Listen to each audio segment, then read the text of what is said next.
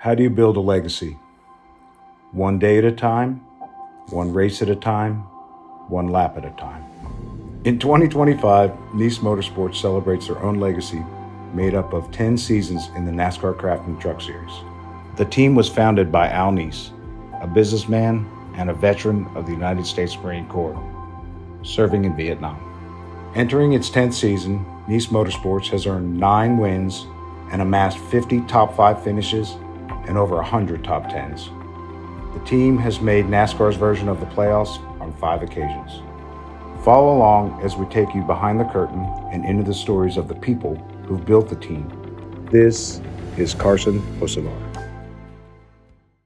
I'm Carson Hocevar. I previously drove the Niece Motorsports number 42 in the NASCAR Craftsman Truck Series from 2020 to 2023. How'd you get connected with Niece Motorsports? Crazy how I got connected to Niece Motorsports. I ran part-time with Jordan Anderson Racing, like 2 races, and they lease space from Niece Motorsports. So I went to the shop and went hanging out and hung around, and Wally Rogers, actually, funny enough, was the crew chief for Jordan at the time, and through mutual connections, got hooked up with Jordan, ran Eldora, and we ran super well. For my first truck race and not really being a dirt guy, we ran really well and put it together to run Phoenix. And I was there weeks in advance, just trying to learn everything I could and wrenching on it. I don't want to say really wrenching on it, but just trying to learn all I could and get my hands dirty. And with that, obviously got to learn a lot of the guys at Niece Motorsports and be around there. And I don't know if they saw my work ethic, because I don't think they saw anything worth like being like, man, that guy's a crew guy or anything. I think they just saw I was there and showed up, and I wanted to be there from 7 a.m. till 9 p.m. I just wanted to be at the shop and live there. So came around through the winter trying to put together 5-6 races with Jordan just to get my foot wet and keep trying to go NASCAR route. And Cody Efog gave me a call, or gave my dad a call, and I remember getting off, answering the phone call from my dad, and he's like, hey, Niece Motorsports just called. And I'm like, man, okay. Like, we met with KBM, we met with ThorSport, we met with, I don't even know if BKR was still around, but we probably met with them just to see if they'd almost restart their team at that point. Like, we met with everybody, and, it's sort of same deal of, I'm sure you got a lot of talent. It's the same song and dance every, kid kind of goes through, but, it's expensive sports, this is what you need.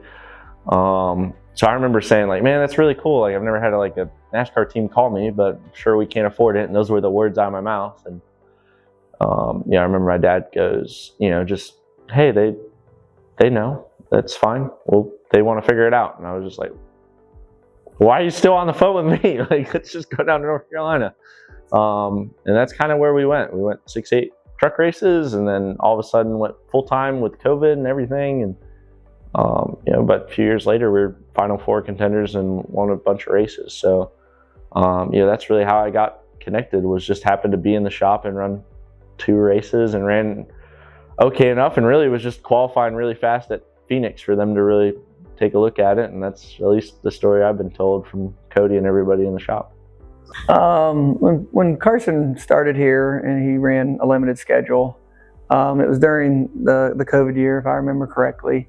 We actually had another driver here by the name of Jet Nolan that was supposed to run the same schedule as them. And then once the COVID thing happened, they kind of withdrew. And Carson's family wanted to push forward, which was amazing and great. But even the first time working with him that year, like, there's just something about the kid. Like, he just made speed. He didn't complain. Carson's goofy. He's goofy to this day. That's who Carson Hocevar is. He takes a lot of slack for it or criticism for it. They think that he's playing a game or a role, but that's him. Like, all the kid cares about is racing. Yeah, Niece was really open on letting me be me. I don't know if it's as you grow, I was 18 and 19 and 20, so it's just growing up and having the maturity a little bit and learning the ropes and learning this is different than just going out there. You still got to work at it, you got to do the little things, but at the same time, like, they were super big on embracing and letting me be me. When we started really performing well, that's really when they, actually kind of took their hands off and let me really just prepare for races and do what I wanted to do. I live and breathe racing every second, so them letting me just live and breathe racing how I wanted to, rather than them telling me how I wanted to, made me super confident and not have any resentment, and appreciate that for them, because they had that confidence in me that they don't have to control me by any means. And that was really something that I thought helped us grow our relationships together, everybody in the shop. What were your first impressions when you met Carson? Oh man, I'm like, man, who's this goofy kid? But I really didn't know who he was, and then I saw him hanging around the shop, and he drove for Jordan some that first year, and I really started following him. I'm like, man, this kid's pretty good. And then like we would go to work at the simulator, and Carson would always come, and he'd hop in and drive at the end, and I would hang out and work with him a little bit. And I was always impressed with his racing IQ, I say, and his feel, and he's always really fast. And then So it was my idea, like, hey, let's put him at Phil. Put him at Phil. Brett Moffitt left at the time. It was like, bam, speed, rolling. And that was it. Like, he's just talented. But that year, that was it. Like, he'd be sitting on the forklift watching a video of Knoxville. I remember we were going to Knoxville, and he had his phone of dirt late models at Knoxville, and he's watching it, and he's hitting the gas and the tow motor, and it's just sitting there. It's not running. He's making noises, and he's just steering, watching that video. He'd do that all the time. And the van rides at the track, he watched so much in-car footage and video of what people were doing, because he couldn't get track time because it was COVID, right? So all this stuff he did. The first race I got to do with him, I tell people the story, was at Darlington, and we're standing by the truck, and he walks up and he's on his phone, and you expect most kids on his age to be watching TikTok or an Instagram reel, and he was actually watching, race videos, playbacks, because I'm like, oh, what are you doing? And he's like, oh, I got to figure out where to lift when I go off into turn one when we take the green flag here. And then, so that kind of impressed me that, he would put the work in. He had the talent, but he would put the work in too. Yeah, I mean, they embraced me super quickly. Even when I wasn't racing for them, when I was racing for Jordan, it was, to me, I forgot Jordan wasn't a part of Niece, because it was how close everybody was. I like to crack jokes and have a good time, and they do too. And I had so much fun, and that's probably why they called me, because they enjoyed me just being in the shop. So it was a lot of fun, and yeah, they were super easy to get along with. And I think that's why you see so many drivers come race. I think that's why you see so many drivers come back and race here, is just because of how close-knit everybody is, but how, when you go off and do something else, they're happy to have you back. And I mean, it's literally just, like, oh, your cousin, you don't see him for a little bit, and then they come back, right? It's literally just that family reunion type feel. So, Gateway in 22, you broke, I believe it was your foot or your My ankle. tibia, yeah. What did you learn about yourself as a person outside of the race truck? How difficult was it to have to step away? But also, were you, looking back, are you glad that someone stepped in and said, "Hey, you gotta focus on yourself for the long-term goal"? I guess. Yeah, I think in 22 at Gateway, that whole situation taught me, like, it's a team sport, right?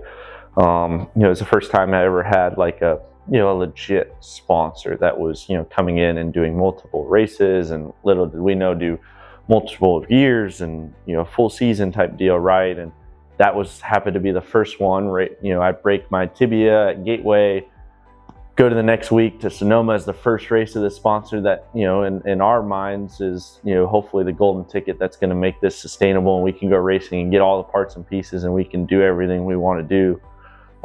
So for me, I'm like, this could not happen at the worst of times. I don't want anybody else getting in my truck because they might steal my ride, right? Even, that's a cup guy, right? Like, that ended up getting in, you still don't want him to perform or win.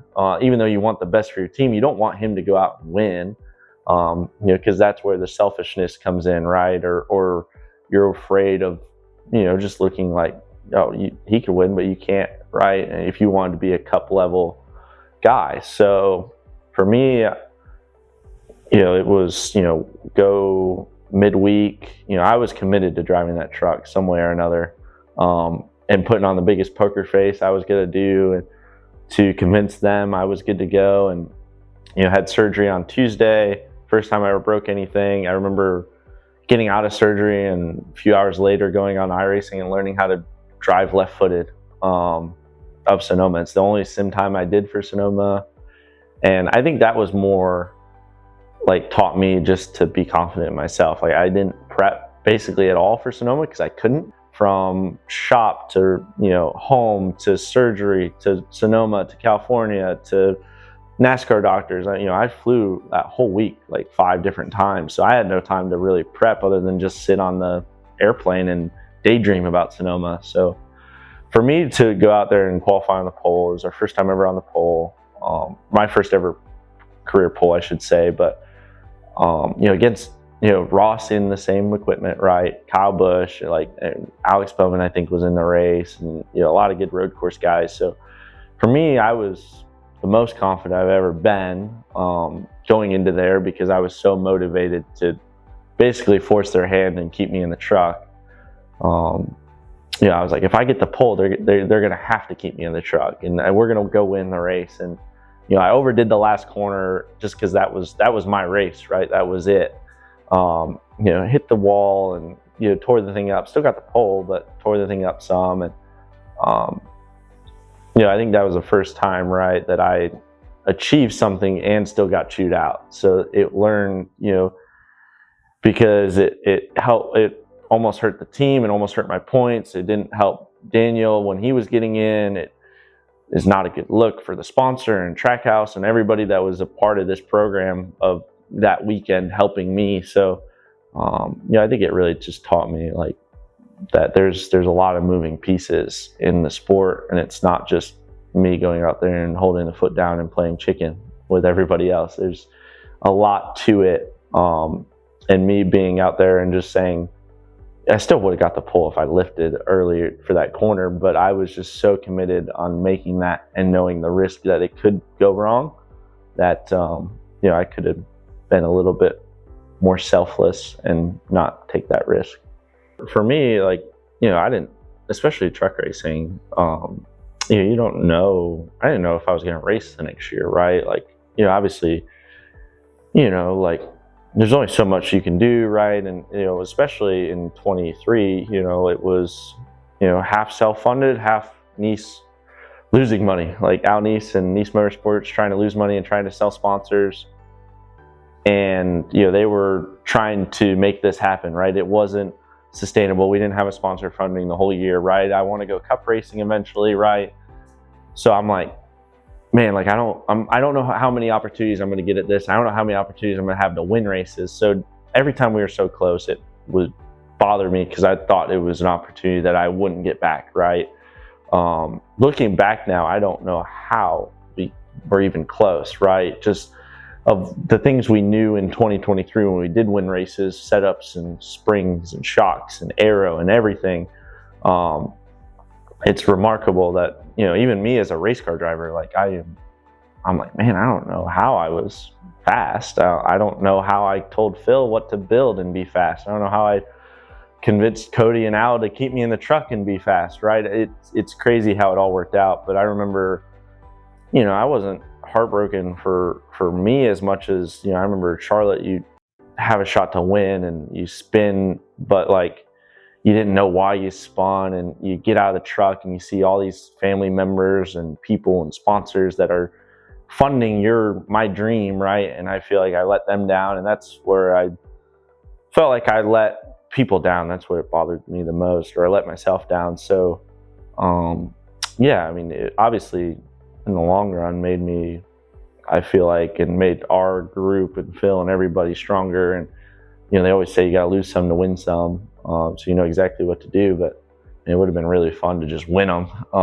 But I think it made me a really different race car driver than I would be today. And I think it ultimately hopefully built Al and Phil and Cody and everybody to be super strong. And I think it made 2023 so much more fun and enjoyable because we knew, it wasn't easy by any means. And to see all the transpired work and be able to have such a strong year that year, it just made it all worth it and just made a really fun ride for those few months that we're clicking and doing everything right. Oh, Carson leading, I believe, on the white flag lap 4 or 5 races and not winning them was so frustrating. I watched it from the pit box. I watched it from the spotter's tower. I watched it from home. Seeing him get out and take his head, sitting on the side of the door and putting his head on the roof like this, like I felt for him. Because I know all he wants to do is win in NASCAR, right? Like, he's not there because of money. He's not there because of girls. He's not there to make friends. He just wants to win. So seeing him have a dream since I think he's been racing quarter midget since he was 4 years old, roughly, could be wrong. Seeing him be so close to the ultimate goal and not achieving it broke my heart, right? Like, I hate it for the company, but more so I hate it for Carson Hocevar because he just wanted to prove that he could do it. To win Texas, I don't know what it was, but I felt like we were going to win Texas before I got there because of how bad we were the week before. It was my first time doing a double, first Xfinity race, running COTA, but we were running the truck race. We had a lot of expectations to run really well. Like, we just got a lot of info from KBM switching over to Chevy. We felt like where we were lacking, we were going to be able to really nail. And with Worldwide Express coming on board, we felt like all the pieces were lined up for us to win races. And I remember being really excited to do this double duty NASCAR weekend. And the brake reservoir fell off and I lost brakes at lap 5 in the truck.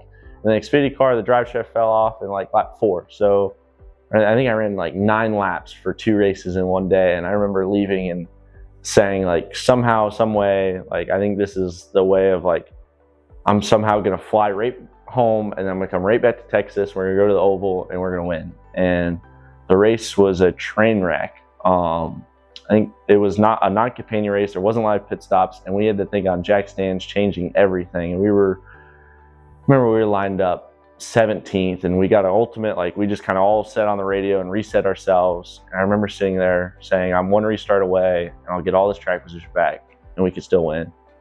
And we lined up 17th, and right after that restart, everybody missed the bottom. Everybody, like, hit the grass in the tri-wall, missed the corner, and all of a sudden we were like 4th. And right there, I was like, it was the only time I ever was just like, normally you're always focused on, like, okay, what if this happens? Like, that was always my thinking of just like, what's going to stop me from winning? And Texas was the only one that I was just like, we're going to win somehow, some way. I don't know how, but we're going to win. And all of a sudden we lined up 3rd on the last restart, coming around, front stretch, and they see them beating, banging, and I find a hole and they come right across. And I remember going down into 1, and I don't even know what happened because everything happened so fast. Everybody zigged and zagged, and I just remember going through 1 and 2, and it finally, like, registered what just happened and transpired.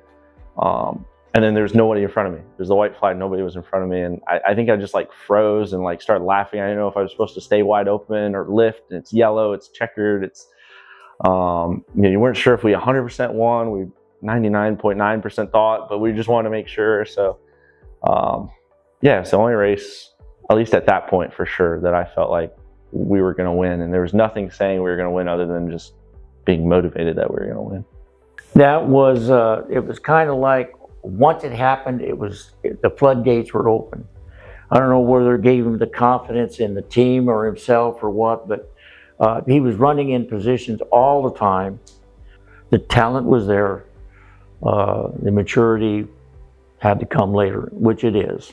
Just, Carson, I think, we won the first race at Texas. It kind of, it was a win, but I think the circumstances involved, it was, obviously you're happy to win, but, I think the win in Nashville was almost just as much fun, just because, we were there the whole race. We could say you backed into it or anything like that. And, how Niece has, taken my career to the next level was, just letting me develop, right? We didn't win the first 2 years full time, and we made the playoffs both times, but like, selling a sponsor on me and taking a lot less money than I had and taking an opportunity to make this team lose money basically, or put them in a pinch financially to just go perform because they felt like I was the guy, was the reason, we got to where we wanted to be, right? 2023, and that third year of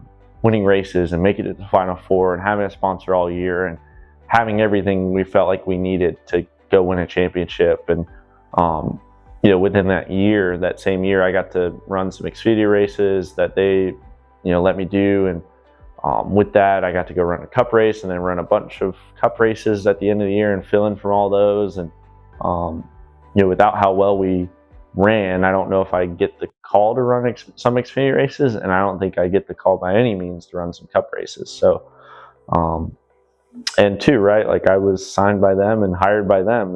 They could have said no. So for that, it's the reason they were a ladder for me. And I don't even know if it was a ladder, it's more of just a sky jump, and I jumped all the way up, right? And they did it with Ross, and they've done it with me, and I think they're a team that has a really good track record of hopefully doing the same for the next ones. Do you have any lessons, any sayings, any advice from people here that you have continued to carry with you moving forward? I mean, nothing specifically that I feel like there's like a lesson that I've learned here, right? I'm sure without asking the question, I would be able to bring it up. But when you ask it, right, it's tough to bring it up. But I think ultimately it's just how we went racing and how we had fun, and we enjoyed the little moments, and we enjoyed the big moments, and we enjoyed the journey, right? There's so many times I wish we had a camera crew following us through this whole process and those years, because you only have the memories and a few trophies, right? But the memories that we did of just having so much fun, I think, is ultimately the most important thing. And I think I've carried that through my whole life, even away from the racetrack. Getting to see Carson mature over the last handful of years on a personal level, it's very rewarding, right? Like I've alluded that we want to win. That's what we're here to do. But I really believe that Carson learned a lot of life lessons from myself, from Al, from Ross, from Phil, that you may not see right now, but you'll see when he has kids, or you'll see when he's a grown adult and he's successful, like outside the race car. And that's really, I say it around here a lot. I love racing. I don't think God put us on this planet to race trucks or cars, but it is our vessel to get through the river of life.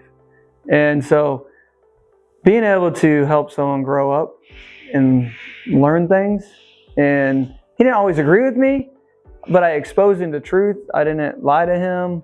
I was hard on him. Niece Motorsports itself, is the reason I'm driving on Sundays, and the reason I'm still here in front of a camera and talking here and talking about my racing and talking about these trophies behind me and talking about everything. And I don't know.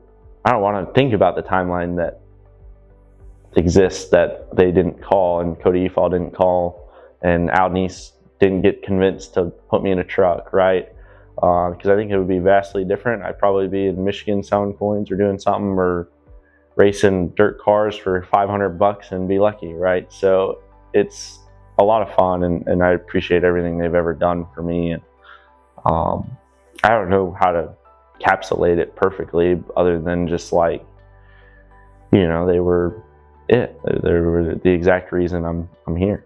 It's the cliche that every team has that family atmosphere, but here it was a family reunion Monday through Friday, and then sometimes we race on Saturday, and you see them on Saturday too. So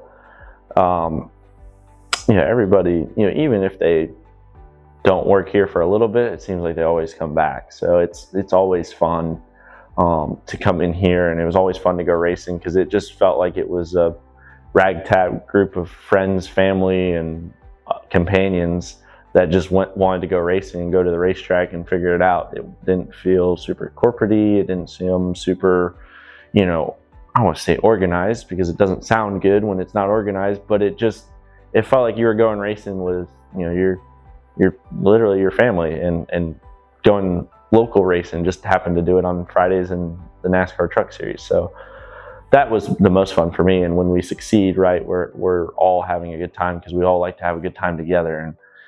But when it goes bad, at the same time, there's never the really finger pointing or anything. It's just always like, how do we get better as a group? So that, I think, is Niece Motorsports, and that's what made it so much fun. And I enjoyed every minute. I mean, being around Carson anytime's fun. Like, I love being around him.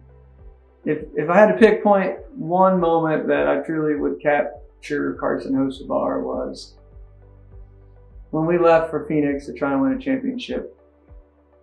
I heard the doorbell ring, 6 in the morning. We got to catch a flight out that day. I'm like, who's here at 6 o'clock in the morning? Well, it's Carson at my doorstep. What are you doing here? I need a ride to the airport. Okay.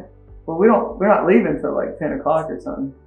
So he comes in and he sits on the couch, gets a blanket because he's still he's tired, obviously. And my kids wake up. Peyton at the time, I don't know, she couldn't be more than 4 years old. And Colt, who's probably 5. They want to watch Charlie Brown's Great Pumpkin, whatever the story is, for Thanksgiving, right?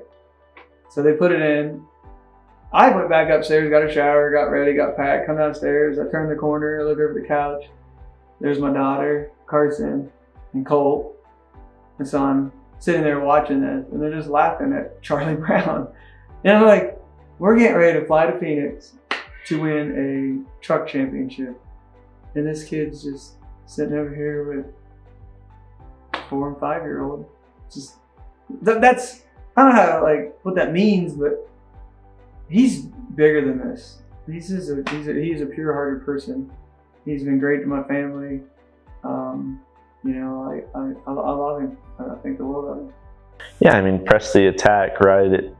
It was Ross first, right, of having the super aggressive style, and just, you bring your friends to the racetrack and everything. So them embodying that, right, and having that their identity when I came in, and it's no secret that me and Ross have the similar driving styles of pressing the attack, right? So it couldn't have worked out better for the brand per se, and having that motto of having me be the next guy to try and fill Ross's shoes, and doing the exact same things and leaning on him, and wanting to take what he did and improve on it. And ultimately, every time he was in a truck, I wanted to beat him, sometimes more than everybody else, because ultimately there was a lot of times we were running 1-2 at times. So I think that was, obviously for me, but I think we encapsulated it really well and put it together of, just keeping that same embodiment. And there's a lot of times where I felt like Niece Motorsports and Niece Motorsports themselves felt like it was them versus the world. And there's a lot of times where I felt the same way. So I think that's the reason we gelled so quickly and had the same goals and wanted to align, because if we didn't have each other, we didn't have a whole lot. So this year, the team is celebrating its 10th year in the Truck Series. So where were you 10 years ago? Okay, so 2015, 2016, about there, 10 years ago when Niece Motorsports started, I don't even know if I was racing late models yet. I was probably running quarter midgets still, running USAC full-size midgets, and trying to see if I wanted to go dirt racing or asphalt racing, and living in Michigan, just playing probably with diecast and arcade games and NASCAR sims, and living and breathing Speed Channel and everything if it was still around then. And not a whole lot. I remember just going out to eat and going to school, and every time we would, I would try to convince the local restaurant we were at to change the channel to something racing related. That's all I really remember around that time, and just dreaming about racing NASCAR. Well, to everybody at Niece Motorsports and the race fans and everybody in between, all the family members, thank you. I don't think any of us probably saw it right from 10 years, even when I was watching Niece Motorsports run good. there's a lot of trophies in this room, and I don't know how any of us saw this being 10 years. And a lot of those guys that when it started going or when it started performing really well are still here. So that says a lot about top to bottom, right? Is everybody feels obviously valued here, and everybody is valued here. Because, I mean, all the same cast and characters are still here.